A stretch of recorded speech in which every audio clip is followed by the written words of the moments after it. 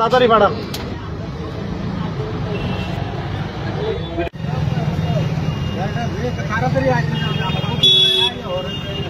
ঘটনা, আমি কিছুক্ষণ আগে বাইকটা পার্কিং করে পাশে ওষুধের দোকানে আমি আসছিলাম, তো হঠাৎ করে একটা আওয়াজ হয়েছে। আওয়াজ হওয়াতে আয়া সেটা দেখতেছে আমার বাইকটা মানে একদম চাক্কা নিয়েছে। পাশে হসপিটাল, বিশালগড় মহকুমা হসপিটাল, হসপিটালের পাশে মানে এই বাসগুলা এইরকম স্পিডে চালায় যে মানে একটা মানুষ, একটা পেশেন্টে রাস্তা পারাপার হইব মানে সেরকম একটা ইয়া থাকে না, ঠিক আছে। মানে আমার একটা করজোর নিবেদন থাকতো যে গাড়িটি যাতে অন্তপক্ষে বিশালগড় বিশ্বমণির থেকে এসডিএম অফিস পর্যন্ত আস্তে আস্তে চাই, সেরকম একটা ইয়া করার লাগে, ঠিক আছে।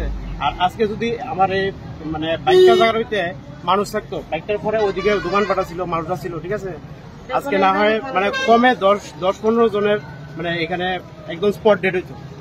মানে আপনার বাইকের উপরে কিভাবে উঠলো গাড়িটা? কিভাবে উঠছে আমি দোকানের মধ্যে, আমি তো আর করতে পারি না কিভাবে উঠছে, ঠিক আছে না। আমি দোকান থেকে বাইরে সেটা আমি দেখতেছি।